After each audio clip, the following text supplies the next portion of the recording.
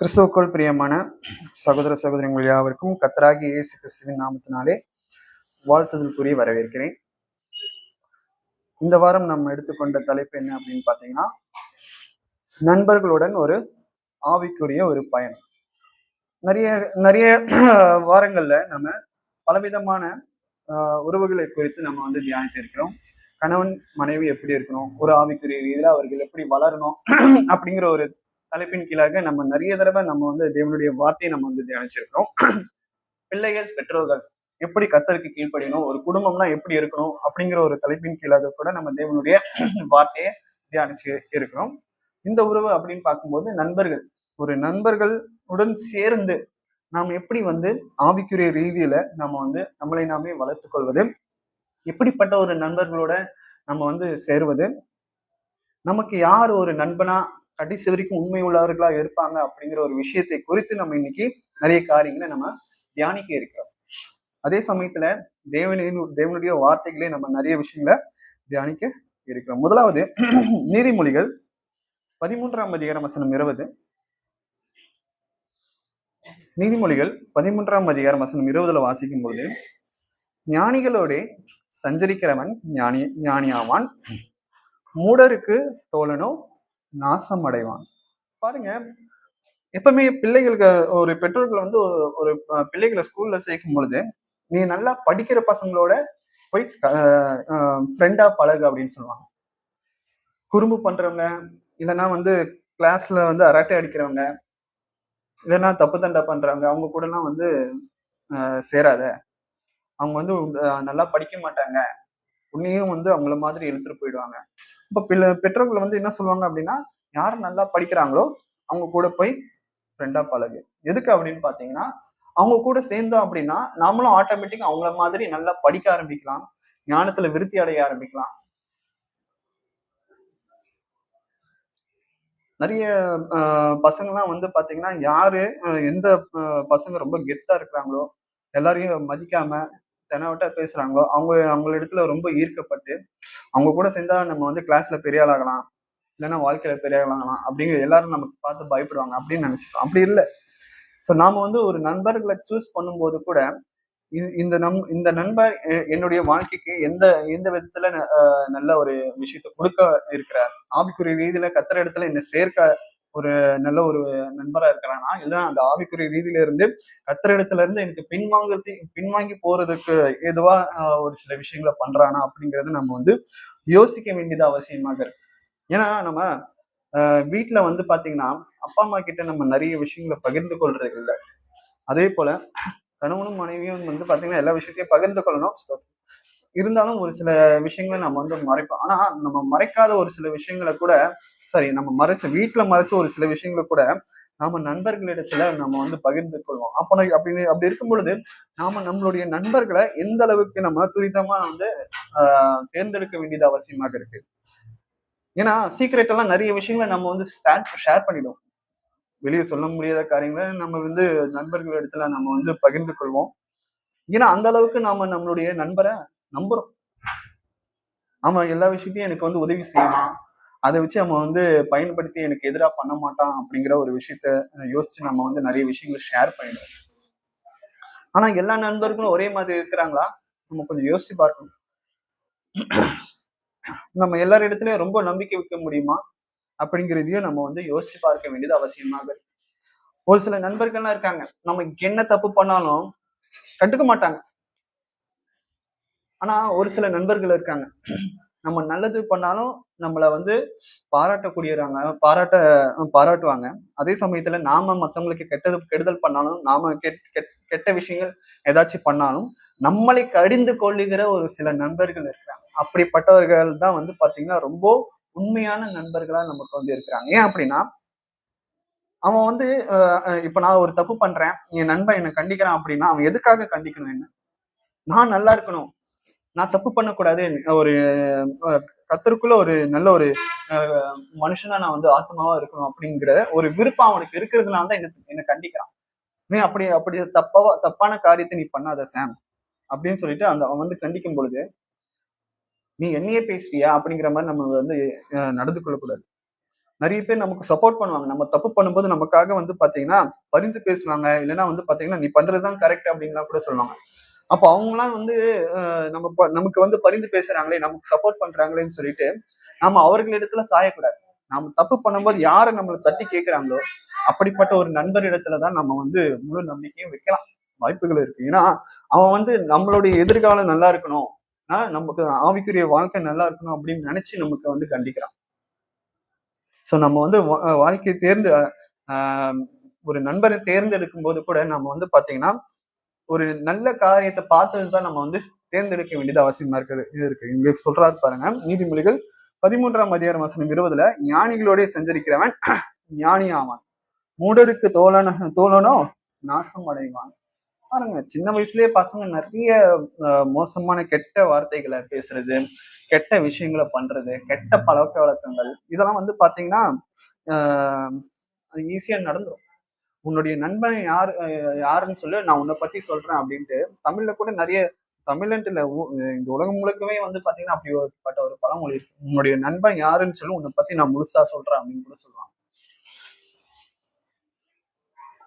So அதுக்கேத்த மாதிரி இப்ப நம்ம நல்ல பிள்ளைகளோட நல்ல ஒரு ஃப்ரெண்டை நம்ம புடிச்சிட்டோம் அப்படின்னா பரவாயில்ல, இவன் வந்து பாத்தீங்கன்னா ஒரு நல்ல படிச்சு லைஃப்ல முன்னேறி இருக்காங்க. உன்னோட நண்பர்களும் அப்படியேதான் இருப்பாங்க. நம்ம வாழ்க்கையில நிறைய விஷயங்களை சாதிக்கணும், முன்னேறணும் அப்படின்னா ஆல்ரெடி ஏற்கனவே நிறைய விஷயங்களை சாதிச்சவங்க இருக்காங்க பாத்தீங்களா, அவர்களிடத்துல போய் நம்ம நண்பரா பழகும் போது அவர்களிடத்துல நிறைய விஷயங்களை நம்ம வந்து கற்றுக்கொள்ள முடியும். அடுத்ததாக ஆதியாகமம் 2ஆம் அதிகாரம் வசனம் 18ல, எப்பவுமே வந்து பாத்தீங்கன்னா நமக்கு நண்பர்கள் வேணுமா வேணாமா அப்படிங்கிற ஒரு கேள்வி இருக்கும். ஆனா கண்டிப்பா நண்பர்கள் நமக்கு கண்டிப்பா தேவை.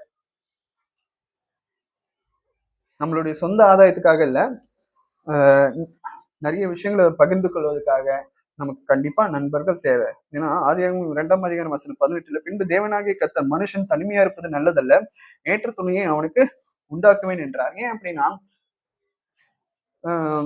யெகோவா தேவன் நம்மளை வந்து உண்டாக்கும் பொழுது கூட ஒரு ஆதாம் அப்படியே உண்டாக்கி விட்டுடல, அவனுக்கு ஒரு கம்பானியனை ஏற்படுத்துறார், ஒரு துணையை ஏற்படுத்துகிறார். வேற யாரும் இல்லை, ஏவாள்.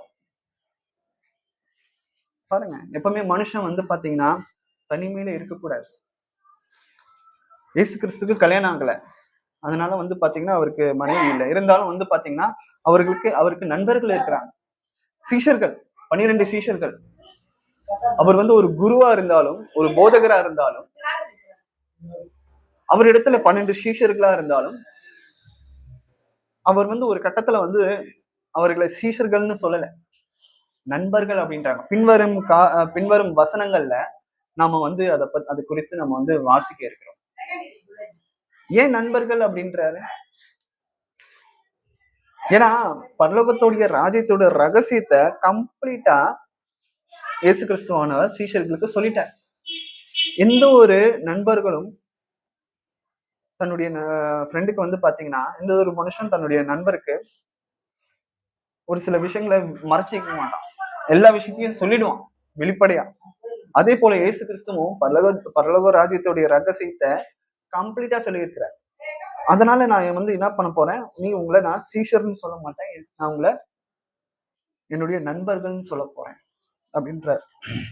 பிரசங்கி 4ஆம் அதிகாரம் வசனம் 9-10 கூட நம்ம வந்து வாசிக்கும் பொழுது, பிரசங்கி 4ஆம் அதிகாரம் வசனம் 9-10 கூட வாசிக்கும் பொழுது, ஒண்டியாய் இருப்பதிலும் இருவர் கூடியிருப்பது நலம், ஒருவன் விழுந்தால் அவன் உடன்வாய் அவனை தூக்கி விடுவான், ஒண்டியாய் இருப்பது இருந்து விழுகிறவனுக்கு ஐயோ, அவனை தூக்கிவிட துணை இல்லையே. பாருங்க, ஒரு சில பேர் அக்கா தங்கச்சி கூட பிறந்திருக்கலாம், கூட பிறந்தவங்களோட ஒரு பிரதர் சிஸ்டர் கூட பிறந்திருக்கலாம், ஒரு சில பேர் தனிமையில பிறந்த ஒரே ஒரு பிள்ளைய கூட வீட்டுல வந்து வளர்ந்துருக்கலாம். கண்டிப்பா நமக்கு வந்து பாத்தீங்கன்னா நம்ம வாழ்க்கையில எப்பவுமே தனிமையா இருக்கிறத விட நமக்கு கூட இருந்து ஹெல்ப் பண்றதுக்கு, நம்மளுடைய உணர்வுகளை பகிர்ந்து கொள்வதற்கு கண்டிப்பா ஒரு ஆள் இருக்கணும். ஒரு நண்பர், ஒரு தோழி, ஒரு தோழன் கண்டிப்பா இருக்கிறது நல்லது. அதே சமயத்துல அப்படிப்பட்ட தோழனையோ தோழியோ நம்ம வந்து தேர்ந்தெடுக்கும் பொழுது ஆவிக்குரிய ரீதியில அப்படிப்பட்ட ஒரு தோழன் என்னை வந்து கொண்டு போய் விடுகிறானா, கிறிஸ்துவுக்குள்ள என்னை வந்து ஏற்க விடுகிறானா, ஒரு ஜெபம் பண்றோமா, ரொம்ப நண்பர்களோட சேர்ந்து நம்ம வந்து ஒரு ஒரு பிரேயர் பண்றோமா, ஒரு யூத் மீட்டிங் வைக்கிறோமா, வாலிப பிள்ளைகளுக்கு ஒரு நம்ம வந்து ஒரு பிரேயர் மாதிரி கண்டக்ட் பண்றோமா, இந்த மாதிரியான விஷயங்களை நம்ம வந்து மத்தவங்களுக்கு போய் நல்லது செய்யறதுல நம்ம போய் முன்னோடியா இருக்கிறோமா. ஏதாச்சும் இந்த மாதிரி ஒரு ஃபிளட் அந்த மாதிரி எல்லாம் வந்துச்சுன்னு வச்சுக்கோங்களேன், அந்த அந்த நேரத்துல வந்து வாடா நம்ம போயிட்டு நம்மளால முடிஞ்ச உதவி பண்ணலாம். மத்தவங்களுக்கு போயிட்டு நம்ம கிட்ட காசு தான், அட்லீஸ்ட் நம்ம போயிட்டு மத்தவங்களுக்கு உதவியா எல்லா விஷயத்தையும் கொண்டு போய் சேர்க்கலாம். இந்த மாதிரியான நன்மையான காரியங்களை கொண்டு போய் சேர்க்கிற ஒரு நண்பன் கிட்ட போயிட்டு நம்ம வந்து பழக வேண்டியது, அவன் கிட்ட இருக்கிற எல்லா நல்ல குணாதிசயங்களும் நமக்கும் வந்து வர வேண்டியது அவசியமாக இருக்கு. ஸோ அதுதான், ஒண்டியா இருப்பதிலும் சரி, ஓகே, தனிமையா இருக்கணும்னு இருக்கக்கூடாதுன்னு சொல்லிட்டாரு. அதனால நம்ம யாரு கூட வேணா போய் பழகலாம் அப்படிங்கிறது இல்ல. ஏன்னா நம்ம ஒரு துன்மார்க்கம் கூட போய் நம்ம சேர்ந்தோம் அப்படின்னா அவனுக்கு இருக்க எல்லா கெட்ட பழக்கமும் நமக்கும் வந்து பாத்தீங்கன்னா ஆட்டோமேட்டிக்கா அமையும். ஏன்னா சங்கீதத்துல 1ஆம் அதிகாரம் வசனம் ஒண்ணுல கூட நம்ம வந்து வாசிக்கிறோம்ல, துன்மார்க்கருடைய ஆலோசனையில் நடவாமலும் பாவிகளுடைய வழியில் நில்லாமலும் பரியாசக்காரர் உட்காரும் இடத்தில் உட்காராமலும். பாருங்க, நீங்க துன்மார்க்க கூட சேர்ந்தா அப்படின்னா நான் தான் பெரிய ஆளு, கெத்து, எல்லாருமே என்ன மதிப்பாங்க அப்படிங்கிறது இருந்தாலும் அது ரொம்ப ரொம்ப தப்பான ஒரு விஷயம். கர்த்தருக்கு முன்பாக அது ரொம்ப ரொம்ப கேவலமான ஒரு விஷயம். உலகத்துல எனக்கு வந்து பேரு புகழ் கிடைக்கணும் அப்படிங்கிறதுக்காக நான் இப்படிப்பட்டவங்க கூட சேர்ந்து தொழில் பண்றது, அப்புறம் அவங்க கூட சேர்ந்து நல்லா கேலி கிண்டல் பண்றது பெண்களை, பாவிகளுடைய வழியில் நில்லாமலும் பரியாசக்காரர் உட்காரும் இடத்தில். பரியாசனா கேலி கிண்டல் பண்ணிட்டு இருப்பாங்க, மத்தவங்க சும்மா போயிட்டு வரவங்க எல்லாம் பிடிச்சி கேலி கிண்டல் பண்ணிட்டு இருப்பாங்க. அதெல்லாம் வந்து பாத்தீங்கன்னா நமக்கு டைம் டைம் வேஸ்ட், நிறைய விஷயங்கள் வேஸ்ட். நம்ம நிறைய பொன்னான நிமிடங்களை வந்து நம்ம வந்து இழந்துட்டு இருக்கோம். அடுத்ததாக கூட நம்ம வந்து வாசிக்கும் பொழுது, உதாரணத்துக்கு வேதாங்கமத்துல யாரு வந்து ரொம்ப அதிக ஒரு நண்பர், ஒரு திக் ஃப்ரெண்டு, பெஸ்ட் ஃப்ரெண்டு யார் அப்படின்னு பாத்தீங்கன்னா தாவீது, யோனத்தான். யோனத்தான் வேற யாருமே கிடையாது, சவுலோடைய மகன். சவுல் ராஜான்னு ஒருத்தர் இருப்பாரு இஸ்ரேவேல்ல, அவர் தான் முதல் ராஜா இஸ்ரேவேலுக்கு. அவருடைய மகன் தான் வந்து பாத்தீங்கன்னா யோனத்தான். சோ யோனத்தானும் தாவீதும் ரொம்ப நெருங்கிய நண்பர்களா இருந்தாங்க. அதுல 1 சாமுவேல் 18ஆம் அதிகாரம் வசனம் 1ல கூட வாசிக்கும் பொழுது, யோனாத்தானுடைய ஆத்மா தாவீதினுடைய ஆத்மாவோட ஒன்றாய் இணைந்திருந்தது. பாருங்க, அவனுடைய சோல் ஃப்ரெண்ட்ஸ் அப்படின்னு சொல்றாங்க பாத்தீங்களா, அதுக்கு வந்து யோனத்தானும் தாவீதும் தான் ஒரு மிகப்பெரிய எக்ஸாம்பிள். யோனத்தான் அவனை தன் ஆத்மாவை போல சிநேகித்தான். பாருங்க எந்த அளவுக்கு அதாவது நம்மளுடைய ரத்த சொந்த பந்தங்களை நம்ம வந்து சிநேகிக்கிறோம், நம்ம வந்து என்ன சொல்றது, அன்பா இருக்கிறோம். ஆனா வெளியிருந்து ஒரு நபர் இடத்துல வராரு, நீங்க வந்து அவன் இடத்துல போயிட்டு நீங்க நம்புறீங்க, ரொம்ப பழகுறீங்க, ரொம்ப அன்பா இருக்கிறீங்க. அவன் வந்து நமக்காக உயிரை கொடுக்குறான் அப்படின்னா அது எவ்வளவு பெரிய விஷயம். கொஞ்சம் யோசிச்சு பாருங்க. நம்ம அப்பா அம்மா நம்மளுடைய சொந்த ரத்தம், சொந்த உறவு, அவங்க வந்து நமக்காக வந்து உயிரை விடுறாங்க, அது பெரிய விஷயம் தான். நான் வந்து இல்லைன்னா நான் சொல்லல. அதே போல கூட பிறந்தவங்க சகோதர சகோதரிகளுக்காக நம்ம வந்து நிறைய சாக்ரிஃபைஸ் பண்றோம். ஒரு சில பேர் வந்து தன்னுடைய அண்ணன் அக்கா தம்பி கிட்ட ரொம்ப ஐக்கியமா இருப்பாங்க, ரொம்ப வந்து அவங்களுக்காக உயிரை கொடுக்க கூட ரெடியா இருப்பாங்க.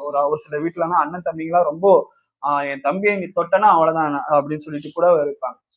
ஆனா இதெல்லாம் வந்து பாத்தீங்கன்னா ரொம்ப ரத்த பந்தம், ரொம்ப சொந்த பந்தங்கள். ஆனா ஒரு சில பேர் வந்து பாத்தீங்கன்னா தன்னுடைய நண்பருக்காக உயிரை கொடுக்க கூட ரெடியா இருப்பாங்க. அப்போ அவங்களுடைய அன்பு எல்லாவற்றையும் விட ரொம்ப பெருசா இருக்கு. ஏன் அப்படின்னா ரத்த சொந்த பந்தமே இல்லையே. எங்க இருந்த ஒரு பையன் அவனுக்காக வந்து ஒரு ஒரு அவனுடைய ஃப்ரெண்டு உயிரை கொடுக்குறான் அப்படின்னா அது எப்படிப்பட்ட ஒரு விஷயமா இருக்கு. ஆனா அப்படிப்பட்ட ஒரு நபர் நமக்காக உயிரை விட்டிருக்கிறார். எந்த ஒரு ரத்த பந்தமும் கிடையாது, சொந்த பந்தமும் கிடையாது. நமக்காக நாம நல்லா இருக்கணும் அப்படிங்கிறதுக்காக ஒரு நபர் வந்து நமக்காக பலியாடா மாறி இருக்கிறார். அவர் வேற யாரும் இல்ல, இயேசு கிறிஸ்து. அவர் எப்படிப்பட்ட ஒரு நண்பரா நமக்கு இருந்தா, பெஸ்ட் ஃப்ரெண்டா நமக்கு இருந்தா, அவர் நம்ம வந்து காப்பாத்தி இருப்பார். நம்ம அழிஞ்சு போகிற, அதாவது நமக்கு மரணங்கிறது எல்லாமே வரும். நான் மரணத்தை பத்தி இந்த முதல் மரணத்தை பத்தி நான் பேசவே இல்லை. 2வது மரணம் ஒண்ணு இருக்கு. அதுதான் ரொம்ப மோசமான ஒரு மரணம். அப்படிப்பட்ட மரணத்திலிருந்து நம்மளை காப்பாத்துறதுக்காக நம்மளுடைய நண்பர், பெஸ்ட் ஃப்ரெண்ட் கர்த்தராகிய இயேசு கிறிஸ்து நமக்காக வந்து பாத்தீங்கன்னா ஜீவ பலியா கொடுத்தார். இத்தனைக்கும் அவர் வந்து நமக்கு சொந்த பந்தமும் கிடையாது. இருந்தாலும் நமக்காக ஜீவன் விட்டாருன்னா அவர் எப்படிப்பட்ட ஒரு நண்பரா இருப்பாருன்னு கொஞ்சம் யோசிச்சு பாருங்க. 1 கொரிந்தியர் 15ஆம் அதிகாரம் வசனம் 33.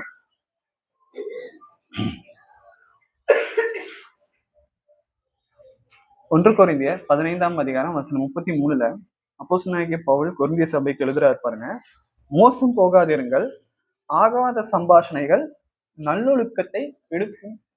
மொத்தம் நல்லா இருப்பான், 3 வேளை ஜபம் பண்ணிட்டு இருப்பான், ரெகுலரா வந்து பாத்தீங்கன்னா சபைக்கு வந்துகிட்டு இருப்பான், கர்த்தருடைய வார்த்தையில எதுவுமே வந்து குறைவு இல்லாம கரெக்டா அதை வந்து நிறைவேற்றிட்டு இருப்பான். ஒரு சில பேரு வேற சபையில இருந்து வருவாங்க, ஏன்னா புறஜாதியாரா இருப்பாங்க, இந்து மதத்தை வேற நிறைய விஷயங்களை பண்ணிட்டு இருப்பாங்க. அவன் வந்து ரொம்ப ஆவிக்குரிய ரீதியில இருக்கிறானே, அவன் அதை விட்டு பின்வாங்க வைக்கணும், தான் இஷ்டத்துக்கு போகணும் அப்படிங்கிற ஒரு நிலைமைக்கு கொண்டு போற மாதிரி ஒரு சில நண்பர்கள் வருவாங்க. எதுக்கடா நீ டெய்லியும் போய் சண்டே நீ சர்ச்சுக்கு போற, நீ பேசாம எங்க கூட வந்து கிரிக்கெட் விளையாடு, இல்லைன்னா பேசாம நாங்க வந்து ஃப்ரெண்ட்ஸா டூருக்கு போறோம், எங்க கூட வா. ஒரு நல்ல நண்பன் அப்படின்னா, கிறிஸ்துக்குள்ள ஒரு நல்ல நண்பன் இருக்கான்னா நம்ம கண்டிப்பா சர்ச்சுக்கு போயிட்டு அதுக்கப்புறம் வேற எங்க வேணா போலாம். கண்டிப்பா நம்ம வந்து ப்ரேயர் பண்ணிட்டு நம்ம சாப்பிட ஆரம்பிக்கலாம். கண்டிப்பா நம்ம ப்ரேயர் பண்ணிட்டு தூங்க ஆரம்பிக்கலாம், எல்லா விஷயத்தையும் பண்ண ஆரம்பிக்கலாம். எக்ஸாம் எழுதுறதுக்கு முன்னாடி கூட நம்ம ப்ரேயர் பண்ணிட்டு நம்ம வந்து இப்படிதான் வந்து பாத்தீங்கன்னா ஒரு கிறிஸ்துக்குள்ள இருக்கிற நண்பர்கள் பேசி பழக வேண்டியது அவசியமாக. அதை விட்டுட்டு கர்த்தரை விட்டு பின்வாங்கி போக வைக்கிற நண்பர்கள் கூட தயவு செஞ்சு சேராது. முடிஞ்ச அளவுக்கு அவங்கள வந்து உங்க வழிக்கு கொண்டு வா. அதனாலதான் இங்க அப்போஸ்தலனாகிய பவுல் சொல்றாரு, மோசம் போகாதீர்கள். ஏன்னா நம்ம வந்து இவனுடைய வார்த்தையை நம்மளுடைய இருதயத்துல வைத்திருப்போம். அதை எடுத்து போறதுக்கு சாத்தான் வந்து சொந்த பந்தங்கள் மட்டும்தான் அவன் வந்து யூஸ் பண்ணுவான்னு கிடையாது. நம்ம உயிருக்கு உயிரை நினைக்கிற நண்பர்களை கூட வந்து பாத்தீங்கன்னா ஏவி விடுவோம். அதனாலதான் அப்போஸ்தலனாகிய பவுல் சொல்றாரு, மோசம் போகாதீர்கள், ஆகாத சம்பாஷணைகள் நல்லொழுக்கங்களை எடுக்கும். நீதிமொழிகள் 27ஆம் அதிகாரம் வசனம் 17 கூட சொல்றாரு, இரும்பை கருக்கிடும், அப்படியே மனுஷன் தன் சிநேகிதனுடைய முகத்தை கருக்கிடுவான். பாருங்க, ஒரு இரும்பை வச்சு இன்னொரு ஒரு இரும்பை வந்து நம்ம வந்து வெட்ட முடியும். அதே போல சிநேகிதன் வந்து பாத்தீங்கன்னா எல்லா சூழ்நிலையும் வந்து பாத்தீங்கன்னா நம்மளை வந்து என்ன சொல்றது, நம்ம பண்ற தப்பு கூட அவன் வந்து தட்டி கேட்காம இருந்தான் அப்படின்னா அவன் நல்ல ஒரு சிநேகிதனே கிடையாது. அந்த ஒரு சிநேகிதனை எப்படி இருக்கணும் அப்படின்னா, நம்ம தப்பு பண்ணாலும் அவன் தட்டி கேட்கணும்.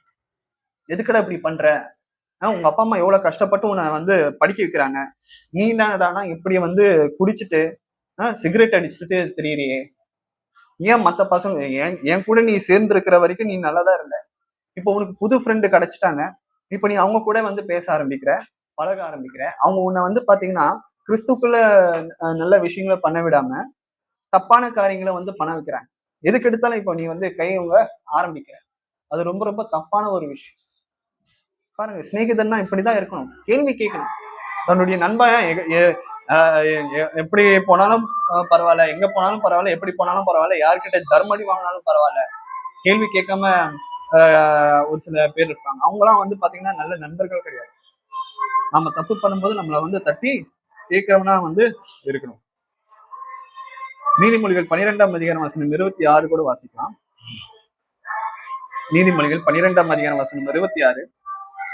நீதிமான் தன் அயலானுக்கு சிநேகிதன், துன்மார்க்கருடைய வழியோ அவர்களை மோசம் போக்கும். பாருங்க, நீதிமான் வந்து தன் அயலானுக்கு சிநேகிதன், துன்மார்க்கருடைய வழியோ அவர்களை மோசம் போக்கும். சோ நம்மளுடைய நண்பர்களை கூட நம்ம வந்து கரெக்டா தேர்ந்தெடுக்க வேண்டியது அவசியமாக இருக்கு. ஏன் அப்படின்னா, துன்மார்க்கர் கூட நம்ம சேர்ந்தோம் அப்படின்னா கர்த்தரை விட்டு பின்வாங்கி போகிற விஷயத்துல நிறைய விஷயங்கள் பண்ணுவாங்க. நானும் வந்து பாத்தீங்கன்னா சிறு வயதுல ஸ்கூல் படிக்கும் போதும் சரி, காலேஜ் படிக்கும் போதும் சரி, நான் அதெல்லாம் பண்றதுதான் கெத்து அப்படின்னு நினைச்சேன். ஒரு சார் கூட கேட்டார், உங்க பேர் என்னப்பா? அவர் வந்து கிறிஸ்டின், அவர் வந்து அந்த சார் வந்து மேக்ஸ் சார் வந்து கிறிஸ்டின். உன் பேர் என்னப்பா அப்படின்னு கேட்டார். சாமுவேல் அப்படின்னு. சாமுவேலுக்கு பைபிள்ல என்ன விஷயம் தெரியுமா உனக்கு? ஆனா நீ வந்து அப்படியா நடந்து கொள்ற? இப்படிலாம் வந்து எங்க அப்பா முன்னாடி அவர் வந்து கேள்வி கேட்டார். நானா வந்து பாத்தீங்கன்னா அந்த மாதிரி பசங்களோட எல்லாம் பழகிட்டு அதுக்கப்புறம் தான் வந்து பாத்தீங்கன்னா இப்படி நான் வந்து இருக்கேன். கொஞ்சம் யோசிச்சு பாருங்க. நல்ல பிள்ளைகளோட நம்ம வந்து பழகணும் அப்படின்னா நிறைய காரியங்கள் நம்ம வந்து நமக்கு கிடைக்கும். உதாரணத்துக்கு வந்து பாத்தீங்கன்னா 1 ராஜாக்கள் 12ஆம் அதிகாரம் வசனம் 8-15 வரைக்கும் நம்ம வந்து வாசிக்கும் பொழுது கூட இங்க ஒரு சம்பவம் நடக்குது. இஸ்ரேல் அந்த ராஜ்யம் வந்து பாத்தீங்கன்னா 2ஆ பிளக்குது. ஃபர்ஸ்ட் டைம் என்ன நடக்குது அப்படின்னு பாத்தீங்கன்னா 1 ராஜாக்கள் 12ஆம் அதிகாரம் வசனம் 8-15 வரைக்கும் வாசிக்கும் பொழுது சாலமோனுக்கு பிறகு சாலமோனுடைய மகன் ரெகோபயாம் அவன் வந்து ஆட்சிக்கு வரான், ராஜாவா வரான். மக்கள் ரொம்ப கஷ்டப்படுறாங்க. எங்களுக்கு வந்து சரியான கூலி கிடைக்கல, நாங்க ரொம்ப நேரம் வேலை செய்யறோம், ஆனா வந்து பாத்தீங்கன்னா எங்களுக்கு சரியான கூலி கிடைக்கல, நீங்க வந்து எங்களுக்கு உண்டான கூலியை கொடுங்க, அதே சமயத்துல நாங்க வந்து எங்களுக்கு கொஞ்சம் ரெஸ்ட் வேணும் அப்படின்ட்டு. அப்போ ரெகோபயாமுக்கு ஆலோசனை கொடுக்கறதுக்கு பெரியவர்கள், அந்த நாட்டிலேயே வந்து பெரியவர்கள் மூத்த குடிமக்கள்லாம் வந்து அவங்க சொல்றது ரெகோபயாமுக்கு நல்ல ஒரு ஆலோசனையை கொடுக்குறாங்க. ரெகோபயாம் ராஜாவே, இந்த மக்கள் அவர்களுடைய வேண்டுதலை தயவு செஞ்சு நிறைவேற்றுங்க, அவங்க ரொம்ப கஷ்டப்படுறாங்க, அவங்களுக்கு தேவையான கூலியை கொடுத்து அவங்களுக்கு நல்ல ரெஸ்ட் கொடுங்க, அப்பதான் அவங்க வந்து கடைசி வரைக்கும் நமக்கு வந்து கீழ்ப்படிஞ்சு இருப்பாங்க, நம்மளுடைய வேலைகளை செய்வாங்க, நாமளும் அவங்களை நல்லா பராமரிச்சுட்டு வரலாம் அப்படின்ட்டு ஒரு நல்ல ஒரு ஆலோசனையை வந்து கொடுக்குறாங்க. மக்களுடைய தேவைகளை சந்திங்க அப்படின்னு சொல்லிட்டு. ஆனா ரெகோபயாமுடைய இளம் வயது நண்பர்கள் என்ன பண்றாங்க அப்படின்னா, நீ அப்படிலாம் பண்ணாத, மக்கள் வந்து உங்ககிட்ட வந்து மன்றாடினா கூட அவங்க பேச்செல்லாம் கேட்காது, அவங்க ஒரு ஷிஃப்ட் செஞ்சாங்கன்னா அவங்களுக்கு டபுள் ஷிஃப்ட் கொடு, அதே சம்பளம், இல்லைன்னா வந்து அவங்களை கண்டிச்சு போடு அப்படின்றாங்க. ரெகோபயாம் வந்து யோசிக்கிறான், இந்த பெரியவர்கள் மூத்தவர்கள் முதியவர்கள் சொன்ன ஆலோசனை காட்டிலும் நம்மளுடைய இளைய நண்பர்கள் சொன்ன ஆலோசனை நல்லா இருக்கு அப்படின்ட்டு அதை நினைச்சு மக்களுக்கு வந்து அப்படிப்பட்ட ஒரு தீர்ப்பை கொடுத்தான். இனி யார் யாரெல்லாம் இப்படி எல்லாம் பேசி, அதுவும் ராஜா என்கிட்ட வந்து இப்படி பேசுற வேலை வச்சுக்காதீங்க, போய் நீங்க உங்க வேலையை பாருங்க, எல்லாருக்குமே இனி டபுள் ஷிஃப்ட், பெரிய சம்பளம் எல்லாம் கிடையாது. இது சொன்னதுக்கு அப்புறம் ஒரு பெரிய ஒரு பிரளயமே நடந்து நிறைய பேர் அந்த ஆட்சியே கவுந்து போகுது, அவனுடைய ராஜாங்கமே கவுந்து போகுது. ராஜ்யமே 2ஆ பிழையுது. ஒரு ஒரு ஒரு ராஜ்யம் வந்து யூதா ராஜ்யம், யூதா மக்கள் அவங்க தனியா பிரியிறாங்க, இன்னொன்னு வந்து இஸ்ரேல் மக்கள்னு தனியா பிரியிறாங்க. சோ இங்க வந்து என்ன சொல்றாங்க அப்படின்னா, என்ன சொல்ல வரோம் அப்படின்னா, அவன் வந்து நல்ல மனுஷங்களுடைய அறிவுரையை கேட்காம தன்னுடைய இளம் வயது ஒரு முட்டாளான ஒரு நண்பர்கள் கூட சேர்ந்து அவங்களுடைய அவங்களுடைய சஜஷன்ஸ் எல்லாம் கேட்டு தப்பான ஒரு தீர்ப்பு கொடுத்திருக்கான். சோ நம்ம அப்படிப்பட்ட ஒரு நண்பர்களோட, அதாவது ஒரு மூர்க்கமா இருக்கிற நண்பர்களோட, எதுவுமே வந்து யோசிக்காம பேசுற நண்பர்களோட நம்ம வந்து சம்பந்தம் கலக்கிறத விட்டுட்டு, யாரு நமக்கு நல்ல ஒரு ஞானத்தை அறிவையும் புத்தியை கொடுக்கிறார்களோ அவர்களிடத்துல நம்ம வந்து ஃப்ரெண்டா இருக்க வேண்டியது அவசியமாக இருக்கு. நியாயாதிபதிகள் 16ஆம் அதிகாரத்துல கூட வந்து பாத்தீங்கன்னா நம்ம எல்லாருக்குமே சிம்சோனுடைய கதை நல்லா தெரியும். கர்த்தர் அவனுக்கு நல்ல ஒரு இஸ்ரவேல் மக்களை வழி நடத்துறதுக்கு நல்ல ஒரு பலனை கொடுத்திருந்திருக்காரு. பெலிஸ்தியர்கள்லாம் வந்து பாத்தீங்கன்னா அவன் வந்து ஈஸியா அடிச்சு போட்டுருவான். ஆனா அவனை வந்து கவுக்கிறதுக்கு ஒரு பொண்ணு அனுப்புறான் அவன் இடத்துல. அந்த பொண்ணு வந்து பாத்தீங்கன்னா அவனுடைய தலை முடியில தான் அவனுக்கு வந்து பாத்தீங்கன்னா இருக்கிற பவர், அவனுக்கு பெரிய சக்தி இருக்கு, அதை வந்து தெரிஞ்சு வச்சுக்கிட்டாங்க.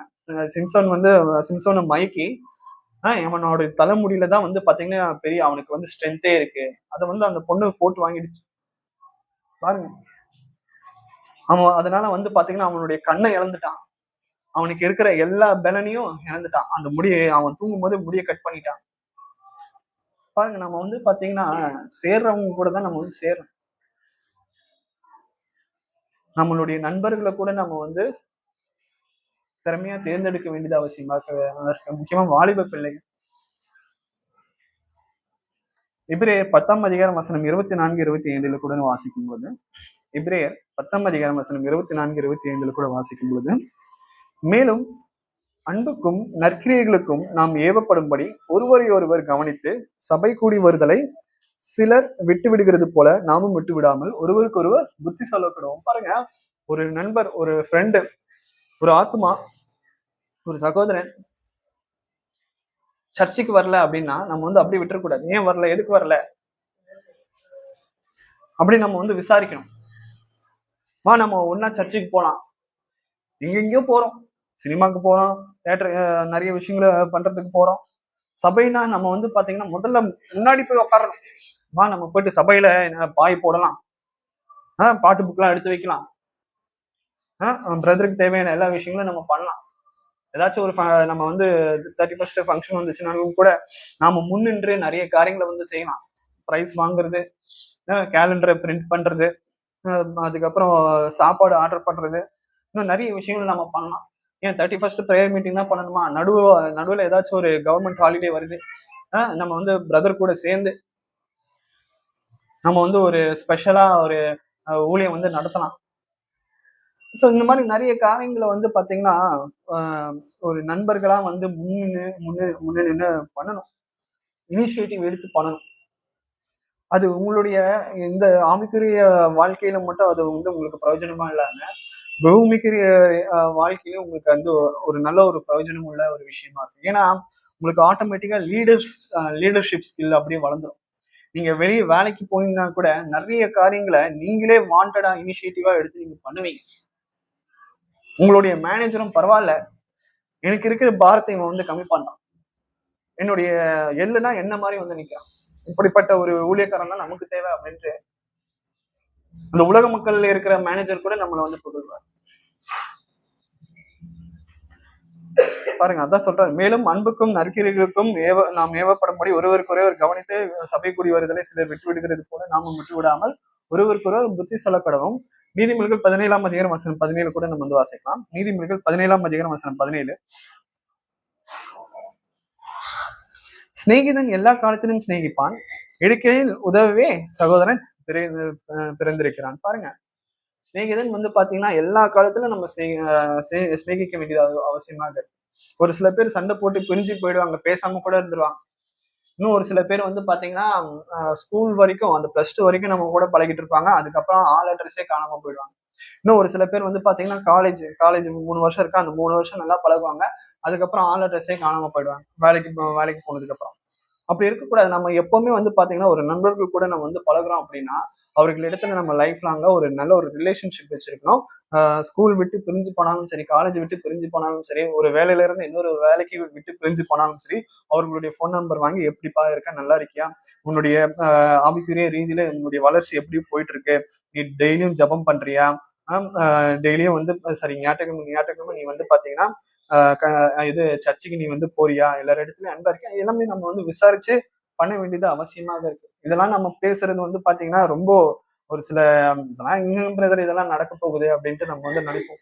ஆனா இது ஒரு விஷயமா நீங்க ஆரம்பிச்சீங்க அப்படின்னா, நல்லது செய்ய ஆரம்பிச்சீங்க, ஆவிக்குரிய ரீதியில உங்க ஃப்ரெண்ட்ஸுங்களோட சேர்ந்து ஒரு பிரேயரை நடத்தும் போது இங்கேயும் நிறைய வாலிப பிள்ளைகள்லாம் வந்திருக்காங்க. வசந்த் இருக்கிறாரு, அப்புறம் ரோசி சிஸ்டருடைய பசங்க இருக்காங்க, இன்னும் நிறைய பேர் இருக்காங்க. ஸோ அவங்கெல்லாம் சேர்ந்து கூட நம்ம வந்து ஒரு ஒரு ப்ரேயர் மீட்டிங் கூட வைக்கலாம். அப்படி இல்லைன்னா ஒரு ஒரு ஒரு நல்ல காரியங்களை நிறைய விஷயங்களை வந்து இனிஷியேட்டிவா எடுத்து பண்ணலாம். 2 சாமுவேல் 12ஆம் அதிகாரத்துல கூட தாவீது வந்து பாத்தீங்கன்னா ஒரு தப்பு பண்றாரு, கர்த்தருக்கு விரோதமான ஒரு பாவம் பண்றாரு. உரியாவை வந்து கொலை பண்ணிடுறாரு, அவருடைய மனைவியின் இடத்துல இசைந்து போறாரு.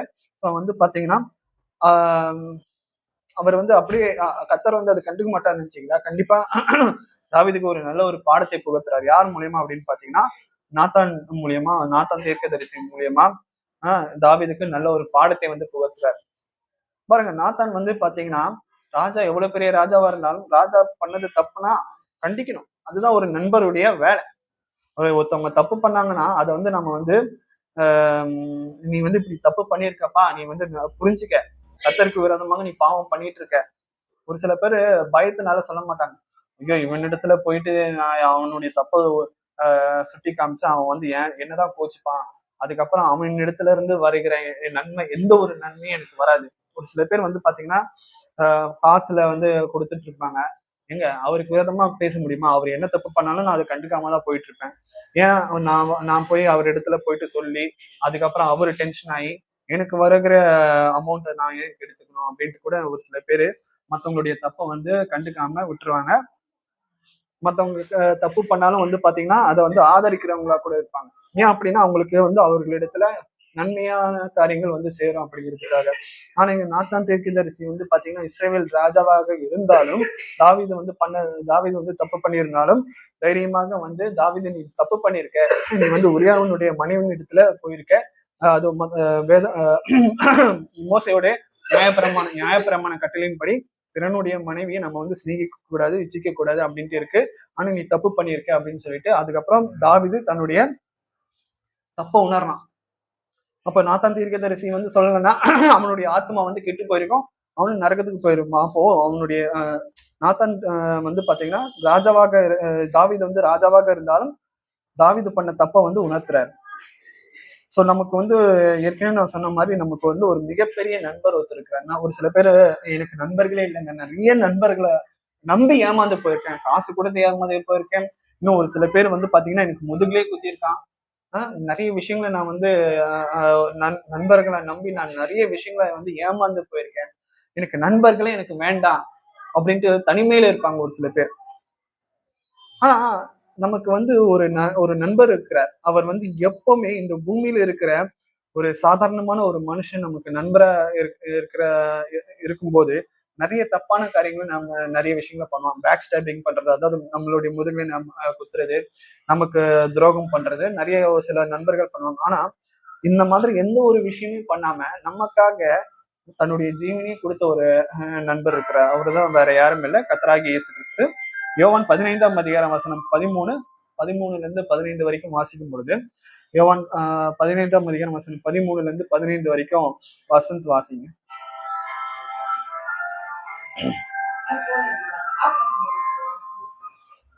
யோவான் 13ஆம் அதிகாரம் அவருக்கு எடுத்து கொடுங்க. யோவான் 15ஆம் அதிகாரம் வசனம் 13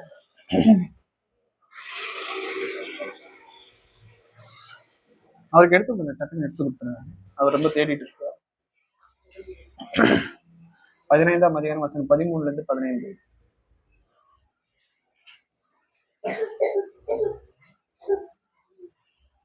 15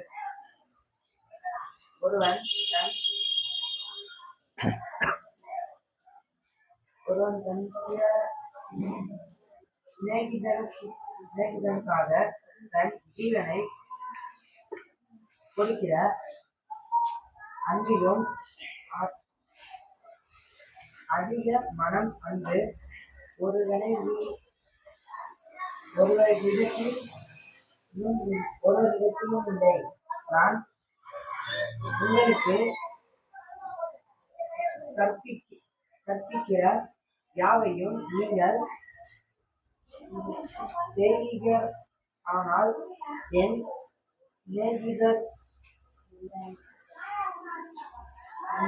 சிநேகிதராய் இருப்பீர்கள். இனி நான் உங்களை ஊழியக்காரர் என்று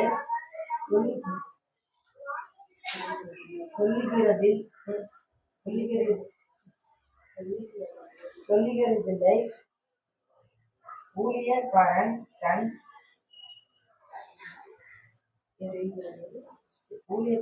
செய்கிறதை அறிய மாட்டேன்.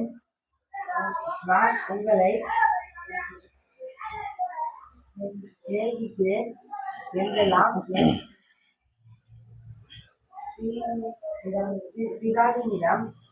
பிதாவினிடத்தில் நான் கேள்விப்பட்டேன். எல்லாவற்றையும் உங்களுக்கு அறிவித்தேன். நீங்கள் என்னை தெரிந்து கொள்ளவில்லை, நான் உங்களை தெரிந்து கொண்டேன். நீங்கள் என் நாமத்தினாலே பிதாவை. போதுமானது. இப்ப வந்து பாத்தீங்கன்னா இங்க மெயினா நம்ம பார்க்க வேண்டியது அப்படின்னு பாத்தீங்கன்னா, கர்த்தராகிய இயேசு கிறிஸ்து எந்த ஒரு ரகசியத்தையும் அவரா வச்சுக்கல. எல்லா ரகசியத்தையும் பிதாவின் இடத்துல கேள்விப்பட்ட எல்லா காரியங்களையும் தன்னுடைய சீஷர்களுக்கு சொல்லிட்டார். இப்போ உலகத்திலேயே வந்து பாத்தீங்கன்னா நண்பர்கள் நிறைய விஷயங்களை வந்து பகிர்ந்து கொள்வாங்க. அப்படி இருக்கும் பொழுது இயேசு கிறிஸ்துவும் தன்னுடைய சீஷர்கள் இடத்துல எல்லாமே பகிர்ந்து கொண்டு முடிச்சதுக்கு பிறகு, இனி நான் உங்களை வந்து என்னுடைய ஊழியக்காரங்களா நான் வந்து சொல்ல மாட்டேன். இனி நீங்க யாரு? சிநேகிதர்கள். பாருங்க, எவ்வளவு பெரிய ஒரு பட்டம் தெரியுமா அது?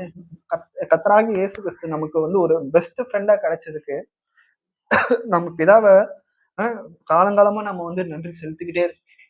கர்த்தராகிய இயேசு கிறிஸ்துவின் இடத்துல நம்ம நன்றி செலுத்தி இனி நம்ம வந்து பாத்தீங்கன்னா யாருமே சொல்ல முடியாது, நான் தனிமையில இருக்கிறேன், எனக்கு யாருமே நண்பர்கள் இல்லை, எனக்கு பேச்சு துணைக்கும் யாரும் கிடையாது, என்னுடைய கஷ்டத்தை நான் யார்கிட்டயாச்சும் பகிர்ந்து கொள்ளணும் அப்படின்றும் நம்ம வந்து கவலைப்பட தேவையில்லை. கர்த்தராகிய இயேசு கிறிஸ்துவின் இடத்துல தயவு செஞ்சு சொல்லுங்க. அவர் தான் இருக்கிறதுலே மிகப்பெரிய ஒரு நண்பர். என்னுடைய வாழ்க்கையிலையும் வந்து பாத்தீங்கன்னா நண்பர்கள் எனக்கு பெருசா இப்ப இல்ல. முன்னாடி இருந்தாங்க, இப்போ வந்து எல்லாமே டச் விட்டு போயிடுச்சு. இப்ப நான் வந்து என்னுடைய நண்பரா நினைக்கிறது யாரு அப்படின்னு பாத்தீங்கன்னா கர்த்தராகிய இயேசு கிறிஸ்து. அவரிடத்துல நான் வந்து முறையிடாத, அவரிடத்துல நான் பகிர்ந்து கொள்ளாத விஷயமே கிடையாது. ஏன்னா என்னுடைய கஷ்டம் என்ன அப்படிங்கிறது கர்த்தராகிய இயேசு கிறிஸ்துக்கு நல்லாவே தெரியும், நான் சொல்லாமலே தெரியும். அப்போ நான் வந்து பாத்தீங்கன்னா மனுஷன் இடத்துல நான் நம்பி நிறைய விஷயங்களை சொல்லி ஏமாந்து போகிறதை காட்டிலும் கர்த்தராகிய இயேசு கிறிஸ்து அவர் இடத்துல நான் என்னுடைய பிரச்சனையை எடுத்து சொன்னா கண்டிப்பா அவர் வந்து எனக்கு நல்ல ஒரு தீர்வு கொடுப்பாருங்கிற ஒரு விசுவாசம் எனக்கு இருக்கு. நாசில் சுவாசம் உள்ள மனுஷனை நம்புகிறதை விட்டு விடுங்கள், அவன் எண்ணப்படுவதற்கு ஏமாத்தான். இந்த காலத்துல சொந்த நண்பர்களை கூட நம்ம வந்து நிறைய விஷயத்துல நம்ப முடியாது கிடையாது. அப்போ நம்ம இயேசு கிறிஸ்துவ ஒரு நல்ல ஒரு பெஸ்ட் ஃப்ரெண்டா எடுத்துக்கும் பொழுது நம்ம அப்பா அம்மா கிட்டயோ, நம்மளுடைய மனைவி கணவர் இடத்துலயோ, பிள்ளைகள் இடத்துலயோ பகிர்ந்து கொள்ள முடியாத காரியங்களை கூட கர்த்தராகிய இயேசு கிறிஸ்துவின் இடத்துல பகிர்ந்து கொள்ள முடியும். அவர் வந்து தன்னுடைய செவியை திறந்து வைத்திருக்கிறார். இப்படிப்பட்டவன் என்கிட்ட வந்து பேசுறானா, அவன் கஷ்டத்தை எடுத்து சொல்றானா, அவர் கேட்டுட்டு சும்மா விட்டுருவாரா? இந்த காலத்துல ஒரு சில பேர் இருக்காங்க, நண்பர்கள் இருக்காங்க, நம்மளுடைய கஷ்டத்தை வந்து கேட்பாங்க, ஆனா அதுக்கு உண்டான பதிலும் கொடுக்க மாட்டாங்க, ஒரு சில பேர் கேட்கவும் மாட்டாங்க. ஆனா கர்த்தராகிய இயேசு கிறிஸ்து நம்மளுடைய கஷ்டத்தையும் கேட்பார், அதுக்கு ஏற்ற ஒரு பதிலையும் கொடுக்கக்கூடியவரா இருப்பார். நீதிமொழிகள் 18ஆம் அதிகாரம் வசனம் 24. நீதிமொழிகள் 18ஆம் அதிகாரம் வசனம் 24. சிநேகிதி உள்ளவன் சிநேகிதரை சம்பாதிக்க வேண்டும், சகோதரனிலும் அதிக சொந்தமாய் ஒட்டி கொள்ளுகிற சிநேகிதனும் உண்டு. பாருங்க, ஒரு சில நேரத்துல வந்து பாத்தீங்கன்னா அண்ணன் தம்பி வந்து பிறந்திருப்பாங்க, ஆனா அண்ணன் தம்பிக்குள்ள இருக்கிற அந்த அன்பு அந்யோன்யத்தை காட்டிலும் வெளியே வந்து பாத்தீங்கன்னா சிநேகிதர்கள் அப்படிப்பட்ட அதிக அன்பை வந்து கொடுப்பாங்க. பாருங்க, சகோதரனிலும் அதிக சொந்தமாய் ஒட்டி கொள்கிற சிநேகிதனும் உண்டு. அவன் வீட்டுல இருக்க மாட்டான், எப்ப பார்த்தாலும் அவன் ஃப்ரெண்டு வீட்லயே தான் இருப்பான். நிறைய பேர் அப்படிதான், சாப்பிடறதுக்கு மட்டும்தான் வீட்டுக்கு போறது, மற்ற நேரம் எல்லாம் பசங்களோட ஜாலியா என்ஜாய் பண்ணிட்டு இருக்கிறது. பாருங்க, ஏன் வந்து கர்த்தராகிய இயேசு கிறிஸ்து நம்மளுடைய சிநேகிதர் அப்படின்னு சொல்றாங்க பாத்தீங்கன்னா, எபிரேயர் 13ஆம் அதிகாரம் வசனம் 5 நம்ம வந்து வாசிக்கும் பொழுது, மத்த மத்த நண்பர்கள் உலக ரீதியா இருக்கிற பெஸ்ட் ஃப்ரெண்டு நம்ம பேருக்குன்னு பேசிக்கிறோம். பிளஸ் 2 வரைக்கும் வந்து படிப்பாங்க, பெஸ்ட் ஃப்ரெண்டுன்னு. ஆனா பிளஸ் 2க்கு அப்புறம் எங்க போவாங்கன்னு தெரியல. காலேஜ் வரைக்கும் ஒரு 3 வருஷம் 4 வருஷம் நல்லா படிப்பாங்க, பெஸ்ட் ஃப்ரெண்டுன்னு. அதுக்கப்புறம் வந்து பாத்தீங்கன்னா காலேஜ் முடிஞ்சதுக்கு அப்புறம் அவன் வேலையை பார்த்துக்கிட்டு போயிடுவான். அதுக்கப்புறம் எங்க இருந்து பெஸ்ட் ஃப்ரெண்டுன்னு சொல்லுவாங்கன்னு தெரியல. ஒரு சில பேர் வந்து பாத்தீங்கன்னா ஒரே வேலையில இருக்கும்போது பெஸ்ட் ஃப்ரெண்டுன்னு, அதுக்கப்புறம் வேற ஒரு வேலைக்கு போனதுக்கு அப்புறம், முக்கியமா கல்யாணம் ஆனதுக்கு அப்புறம் பாத்தீங்கன்னா நிறைய ஃப்ரெண்ட்ஸ் வந்து கட் ஆயிடுவாங்க. ஆனா கர்த்தராகிய இயேசு கிறிஸ்து சொல்றாரு பாருங்க, நான் உன்னை விட்டு விலகுவதும் இல்லை, உன்னை கைவிடுவதும் இல்லை. பாருங்க, எபிரேயர் 13ஆம் அதிகாரம் 5. நாம பிளஸ் 2 முடிக்கும் போதா இருந்தாலும் சரி, காலேஜ் முடிக்கும் போதா இருந்தாலும் சரி, கல்யாணம் ஆனதுக்கு பிறகு இருந்தாலும் சரி, கர்த்தராகிய இயேசு கிறிஸ்து நமக்கு எப்பவுமே ஒரு பெஸ்ட் ஃப்ரெண்டா இருந்து நம்ம கூடவே இருக்கிறார். இயேசு கிறிஸ்து வந்து பாத்தீங்கன்னா நிறைய சமயத்துல தனிமையில இருப்பாரு, இருந்தாலும் தனிமையை அவர் எப்பவுமே உணர்ந்தது கிடையாது. அவர் சொல்லுவார், ஏன் அவர் தனிமை உணர்ந்தது இல்லை அப்படின்னா, பிதாவாகிய தேவன் என்னை தனியா விட்டது கிடையாது. யெகோவா தேவன் என்னை வந்து தனியா எப்பவுமே விட்டது கிடையாது. அவர் எப்பவுமே என் கூட இருக்கார். அதே போல இப்போ நான் வந்து அஹ், எனக்கு நண்பர்கள் இல்ல இல்ல அப்படின்னாலும் கூட நான் வந்து எனக்கு நண்பர்கள் இருக்கிறாங்க. எனக்கு ஒரு நபர் இருக்கிறார். அவர் வேற யாரும் கிடையாது, கர்த்தராகிய இயேசு கிறிஸ்து. அவர் என்னை தனிமையா விட்டது கிடையாது. எப்பவுமே என் கூடவே இருப்பார். என்னுடைய கஷ்ட நஷ்டங்களை எல்லாத்தையும் அவர் வந்து பாத்தீங்கன்னா பார்த்துட்டு இருக்கிறார். சோ அப்படிப்பட்ட ஒரு விசுவாசம் நம்ம வந்து கர்த்தராகிய இயேசு கிறிஸ்துவின் இடத்துல நம்ம வந்து வைத்திருக்க வேண்டியது அவசியமாக இருக்கு. அது மாத்திரம் இல்லாம ஒன்றியவான் 1 ஒன்றியவான் 1 வாசிக்கும் பொழுது, நம்முடைய பாவங்களை நாம் அறிக்கையிட்டால் பாவங்களை நமக்கு மன்னித்து எல்லா அநியாயத்தையும் நீக்கி நம்மை சுத்திகரிப்பதற்கு அவர் உண்மையும் நீதியுள்ளவராக இருக்கிறார். ஒரு சில நேரத்துல வந்து பாத்தீங்கன்னா நண்பர்கள் எதிரெதிரே இது வந்து பாத்தீங்கன்னா சண்டை போட்டுட்டு ரொம்ப வருஷமா பேசாம இருப்பாங்க. இல்லைன்னா அப்படியே மறந்து கூட போயிடுவாங்க. அதாவது கடைசி வரைக்கும் பேசாமலே இருந்து பிரிஞ்சு போயிடுவாங்க. ஆனா கர்த்தராகிய இயேசு கிறிஸ்து அப்படி கிடையாது. கர்த்தராகிய இயேசு கிறிஸ்து என்ன பண்றாரு அப்படின்னு பாத்தீங்கன்னா, அவர் நம்மளுடைய பாவங்களை மன்னிக்கிறார். நம்ம செஞ்ச பாவத்தை ஒத்துக்கிட்டோம் அப்படின்னா கண்டிப்பா அவர் வந்து மன்னிக்கக்கூடிய அதான் சொல்ற பாருங்க. ஒன்றியவான் 1 நம்முடைய பாவங்களை நாம் அறிக்கையிட்டால் பாவங்களை நமக்கு மன்னித்து எல்லா அநியாயத்தையும் நீக்கி நம்மை சுத்திகரிப்பதற்கு அவர் உண்மையும் நீதி உள்ளவராக இருக்கிறார். நீங்க எப்படிப்பட்ட ஒரு தப்பு பண்ணியிருந்தாலும் பரவாயில்ல. ஒரு சில பேர் உணரவே மாட்டாங்க. நான் பண்றது தப்பு அப்படிங்கிறது உணரவே மாட்டாங்க. நான் பண்ணது கரெக்ட் அப்படின்ட்டு இருப்பாங்க. கர்த்தர் நம்மளை வந்து உணர்ற வரைக்கும் அவர் நம்மளை வந்து விட மாட்டார். கர்த்தரை ஏற்றுக்கொண்டவர்களை அவர் வந்து நம்ம உணர்ற வரைக்கும் அவர் வந்து விட மாட்டார். கடைசியை நம்ம உணர வைக்கிறதுக்கு ஒரு காலம் வரும். கண்டிப்பா நம்ம வந்து அறிக்கையிடணும். ஐயோ நான் இப்படிப்பட்ட தப்பு பண்ணிட்டேனா அப்படின்னு சொல்லிட்டு. இருந்தாலும் கர்த்தராகிய இயேசு கிறிஸ்து வந்து என்ன என்ன எதுக்காக அப்படி பண்றாரு அப்படின்னா, இந்த ஒரு ஆத்மா கண்டிப்பா நரகத்துக்கு போகக்கூடாது. எப்படியாச்சும் இந்த ஆத்மா வந்து பாத்தீங்கன்னா பரலோக ராஜ்யத்துக்கு கூட்டிட்டு போயிடணும். பாருங்க எப்படிப்பட்ட ஒரு நண்பரா நமக்கு கர்த்தராகிய இயேசு கிறிஸ்து இருந்தா நாம நல்லா இருக்கணும். நம்மளுடைய குடும்பம் நல்லா இருக்கணும். எல்லாருமே பரலோக ராஜ்யம் போகணும் அப்படின்ட்டு அவர் நினைப்பார். கொஞ்சம் யோசிச்சு பாருங்க. நமக்காக அவர் வந்து ஜீவன் கொடுத்தார். அதை காட்டிலும் பிதாவாகிய தேவன் ஒரு ஸ்டெப்புக்கு மேல தன்னுடைய சொந்த மகனையும் வந்து கொடுத்திருக்கிறார். அப்போ அவர் எந்த அளவுக்கு நம்ம இடத்துல நம்மளுடைய அப்பா அம்மாவை காட்டிலும் நம்மளை வந்து ரொம்ப நேசிக்கக்கூடியவரா இருக்கிறார். ரோமர் 5 கூட வாசிக்கும் பொழுது நாம் பாவிகளா இருக்கிறோம். ரோமர் 5 நாம் பாவிகளா இருக்கையில் கிறிஸ்து நமக்காக மரித்ததினாலே தேவன் நம்மேல் வைத்த தமது அன்பை விளங்க பண்ணினார். பாருங்க இப்படிப்பட்ட ஒரு நபர், இப்படிப்பட்ட ஒரு நண்பர் நமக்கு இருக்கிறார். பிதாவாகிய தேவன் அவர் வந்து என்னுடைய நண்பர் அப்படின்னு சொல்றதுக்கு நான் தகுதி கிடையாது. ஏன்னா அவர் பரிசுத்தமானார். நாம அப்படி கிடையாது. ஆனா கர்த்தராகிய இயேசு கிறிஸ்து நாம பரிசுத்தமா இல்லைனாலும் கூட அவர் நம்மளை பரிசுத்தப்படுத்தி நம்மளை ஒரு நண்பரா அவரே தன்னுடைய வாயினால சொல்லியிருக்கிறார். அப்போ நம்ம யாருடையவர்கள்? கர்த்தராகிய இயேசு கிறிஸ்துனுடையவர்கள். நம்ம வாசிச்சல ஒரு யோனத்தானும் தாவீதும் அந்த அளவுக்கு வந்து பாத்தீங்கன்னா அவனுடைய ஆத்மா இவனிடத்துல இருக்கிற மாதிரி ரொம்ப நண்பர்களா இருந்திருக்காங்க. அதே போல நாம அப்படிப்பட்ட உறவை கர்த்தராகிய இயேசு கிறிஸ்துவின் இடத்துல நம்ம வந்து வைத்திருக்க வேண்டியது அவசியமாக. அவர் இல்லைன்னா நான் இல்லை, கர்த்தராகிய இயேசு கிறிஸ்து இல்லைன்னா நான் இல்லை அப்படிங்கிற நிலைமைக்கு நம்ம வந்து கொண்டு போகணும். அந்த அளவுக்கு நாம வந்து கர்த்தராகிய இயேசு கிறிஸ்துவின் இடத்துல ஐக்கியமா இருக்க வேண்டியது அவசியமாக இருக்கு. ஆமோஸ் 3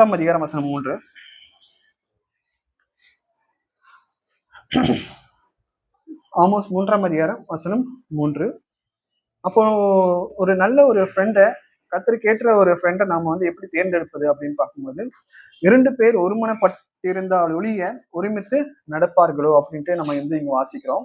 இப்போ வந்து பாத்தீங்கன்னா ஒரு 2 காளமாடு இருக்கு. அது ஒருத்தவங்க வந்து வண்டி ஓட்டிட்டு இருக்காங்க.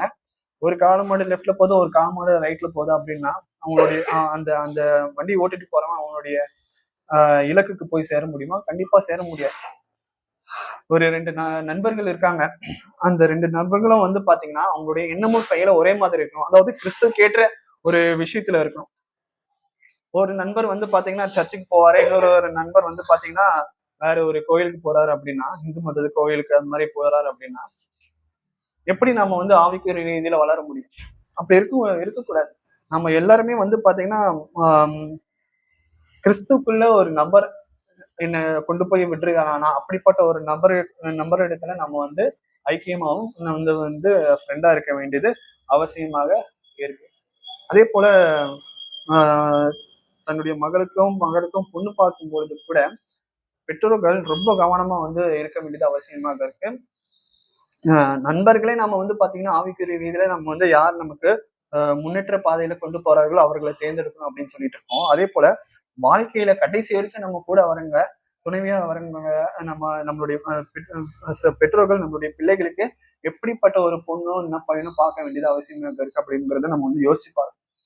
ஆனா நிறைய பேர் வந்து பாத்தீங்கன்னா ஆஹ் வேற புறஜாதியானவங்களை கல்யாணம் பண்ணிட்டு சரியா சர்ச்சுக்கு வராம ஆவிக்குரிய ரீதியில வளர முடியாம பயந்து பயந்து அவங்க சொந்தக்காரங்களுக்கு பணிஞ்சு போய் நிறைய விஷயங்களை பண்ணுவோம். அதுக்கப்புறம் ஃபீல் பண்ணி என்ன பிரயோஜனம்? கல்யாணத்துக்கு அப்புறம் நம்ம வந்து யோசிச்சு என்ன பிரயோஜனம்? அதுதான் கல்யாணத்துக்கு முன்னாடியே நம்ம வந்து பாத்தீங்கன்னா நம்மளுடைய பிள்ளைகளை கிறிஸ்துக்குள்ள ஒரு நல்ல ஒரு இடத்துல நம்ம வந்து கொடுக்க வேண்டியது அவசியமாக இருக்கு. நீதிமொழிகள் 4ஆம் அதிகாரம் வசனம் 23 கூட வாசிக்கலாம். நீதிமொழிகள் 4ஆம் அதிகாரம் வசனம் 23, எல்லாவற்றிற்கும் மேலாக உன் இருதயத்தை காத்துக்கொள், அதனிடத்தினின்று ஜீவ ஊற்று புறப்படும். சோ நம்ம வந்து பாத்தீங்கன்னா மத்தவங்க என்ன சொன்னாலும் சரி, நாம கர்த்தருக்கு ஏற்ற சிச்சையில நம்ம வந்து கண்டிப்பா எப்பவுமே நடக்க வேண்டியது அவசியமாக இருக்கு. நம்மளுடைய நண்பர்கள் நம்மளை வந்து தேவனை விட்டு பின்வாங்கி போக வச்சாலும் சரி, இல்லைன்னா அதான் தேவனிடத்துல இருந்து பின்வாங்கி போக வச்சாலும் சரி, நாம வந்து நம்மளுடைய இறுதியத்தை நம்ம காத்துக்கிறோமா, நம்ம கர்த்தருடைய பாதையில நம்ம வந்து போறோமா அப்படிங்கிறத நம்ம வந்து யோசிக்கணும். அடுத்ததா கூட நம்ம வந்து ஒரு வசனத்தை வாசிச்சு முடிச்சிடலாம். யாக்கோபு 4ஆம் அதிகாரம் வசனம் 8.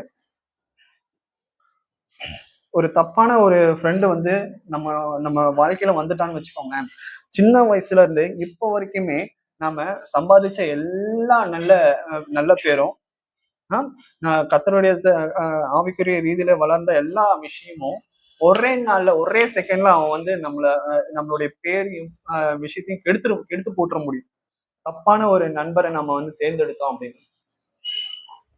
ஆனா இது ஒரு நல்ல நண்பனை நம்ம தேர்ந்தெடுத்தோம் அப்படின்னா நாம நம்மளுடைய ஆவிக்குரிய இலக்க அடைவதற்கு அவன் ரொம்ப ரொம்ப உதவிகரமா இருப்பான். அவனும் ஆவிக்குரிய இலக்க அடைவான், அவனுக்கு கூட சேர்ந்து நாமளும் வந்து பாத்தீங்கன்னா ஆவிக்குரிய இலக்க நாம அடைவோம். இப்போ நம்ம வந்து பாத்தீங்கன்னா இப்போ இந்தியால இருக்கிறதுனால நமக்கு வந்து நிறைய நம்ம சுத்தி வந்து பாத்தீங்கன்னா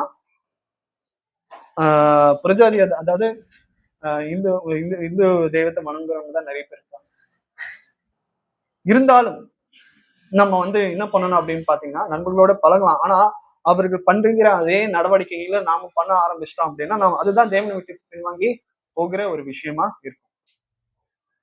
யாக்கோபு 4ஆம் அதிகாரம் வசனம் 8 வாசிக்கும் பொழுது, தேவனிடத்தில் சேருங்கள், அப்பொழுது அவர் உங்களிடத்தில் சேருவார். ஒரு சில பேர் வந்து பாத்தீங்கன்னா அவன் என்கிட்ட வந்து பேசட்டான், நான் அப்புறம் வந்து பேசுறேன், அவன் எனக்கு மன்னிப்பு கொடுக்கட்டும், அதுக்கப்புறம் நான் அவனுக்கு மன்னிப்பு கொடுக்குறேன் அப்படின்னு சொல்லுவாங்க. ஆனா தேவனுடைய விஷயத்துல நாம அப்படி இருக்கக்கூடாது. அவர் வந்து என்ன வந்து விசாரிக்கட்டும் அப்படின்னு நம்ம இருக்கக்கூடாது. ஃபர்ஸ்ட் நாம தேவனிடத்துல செய்யறோம். இப்ப நீங்க ஒரு இடத்துக்கு போறீங்க, ஒரு புது வீட்டுக்கு போறீங்க, அங்க இருக்கிற நண்பர்கள் இடத்துல நீங்க போய் பேசணும் பழகணும் அப்படின்னா நீங்க ஃபர்ஸ்ட் போய் அப்ரோச் பண்ணுவீங்களா மாட்டீங்களா? இல்ல அவன் வந்து பேசட்டும் அதுக்கப்புறம் நான் பேசுறேன் அப்படின்னு சொல்லிட்டு ஷையா இருந்தோம்னா கடைசி வரைக்கும் யாருமே உங்களை விளையாட்டுக்கு சேர்த்துக்க மாட்டாங்க. அவங்களுடைய நெய்பர்ஹுட்ல நான் வந்து சேர்த்துக்க மாட்டாங்க, ஒரு மாதிரி தான் பார்ப்பாங்க. இதே நாம போயிட்டு எல்லாரும் இடத்துலயும் போய் சந்தோஷமா பேசி பழகி பால் காய்ச்சி வாங்க எங்க வீட்டுல பால் காய்ச்சிருக்கோம் வந்துருங்க அப்படின்ட்டு நம்ம வந்து ஒரு ஃப்ரெண்டா நம்ம பழகணும் அப்படின்னா கண்டிப்பா நமக்கு அது ரொம்ப ஒரு விஷயமா நல்ல ஒரு விஷயமா மாறும். அதே போல நம்ம தேவனிடத்துல ஃபர்ஸ்ட் போய் சேரணும். யாக்கோபு 4ஆம் அதிகாரம் வசனம் 8 கூட அதான் வாசிக்கிறேன். தேவனிடத்தில் சேருங்களா, அப்பொழுது அவர் உங்களிடத்தில் சேருவார். கண்டிப்பா சேருவார். மக்கள் தான் சேர மாட்டாங்க. ஏன்னா நமக்கு இருக்கிற ஒரு விஷயம் என்ன அப்படின்னா கர்த்தரை நாம வந்து நேரடியா பார்க்கல, அதனால அவர் இடத்துல என்ன எப்படிங்கிறத நான் வந்து விசுவாசிக்கிறது அப்படின்னு. அப்படி இல்லை. கண்டு விசுவாசிப்பவர்களை காட்டிலும் காணாமல் விசுவாசிப்பவர்கள் பாக்கியவான்கள் வேதாகமத்துல இருக்குது. நம்ம வந்து காணாத ஒரு நண்பர் கர்த்தராகிய இயேசு கிறிஸ்து, நம்மளா நேர்ல பார்க்க முடியாத ஒரு நண்பர் இடத்துல நம்ம வந்து நம்மளுடைய விசுவாசத்தை வைக்கும் பொழுது கண்டிப்பா எல்லா விஷயத்தையும் கர்த்தர் நமக்காக செய்ய முடிக்கக்கூடியவரா இருக்கிறார். ஸோ இன்னைக்கு நம்ம வந்து பாத்தீங்கன்னா நிறைய ஒரு உறவுகளை குறித்து இதுக்கு முன்னாடி நம்ம வந்து தியானிச்சிருக்கோம். கணவன் மனைவிக்குள்ள எப்படி வந்து ஒரு ஆவிக்குரிய ரீதியில வளருது, ஒரு குடும்பமா எப்படி ஆவிக்குரிய ரீதியில வளருது அப்படிங்கிறத, அதே போல ஒரு நண்பர்களுடன் சேர்ந்து ஒரு ஆவிக்குரிய பயணத்தை நாம வந்து எப்படி மேற்கொள்வது அப்படிங்கிற ஒரு விஷயத்த நம்ம வந்து இன்னைக்கு கற்றுக்கொண்டோம். எப்படிப்பட்ட ஒரு நண்பர்களோடையும் நம்ம வந்து சேரணும் அப்படிங்கிற ஒரு விஷயத்த நாம வந்து கற்றுக்கொண்டோம். அது மாத்திரம் இல்லாம நமக்கு ஒரு நித்தியமான ஒரு நண்பர் ஒருத்தர் இருக்கிறார். நாம விட்டு விலகி போனாலும் அவர் நம்மளை விட்டு கொடுக்காத ஒரு நண்பர் நமக்கு இருக்கிறார். அது மாத்திரம் இல்லாம ஒரு சில பேர் வந்து பாத்தீங்கன்னா, உனக்காக நான் உயிரே கொடுப்பேன், உயிரே கொடுப்பேன் அப்படின்னு சொல்லிட்டு வாயினால கூட வாயில தான் வட சுடுவாங்க. ஆனா வந்து பாத்தீங்கன்னா, கர்த்தராகிய இயேசு கிறிஸ்து உண்மையா அது வந்து செய்து காமித்திருக்கிறார். நம்மள வந்து இந்த உலகத்துல இருக்கிற பாவத்துக்கு மாத்திரம் இல்லாமல், அதாவது இரண்டாவது மரணத்தை நம்ம அங்க போக விடாதபடிக்கு நம்மளை காப்பாற்றி இருக்கிற ஒரு நண்பர் யார் அப்படின்னு பாத்தீங்கன்னா, கர்த்தராகிய இயேசு கிறிஸ்து. கடைசி வரைக்கும் நாம் அவரிடத்துல ஐக்கியமாவும் ஒற்றுமையாக இருக்க வேண்டியது அவசியமாக இருக்கு. பொறுமையை கேட்டவங்க உங்கள் அனைவருக்கும் கர்த்தர் தாமே உங்களை ஆசீர்வதிப்பாராக.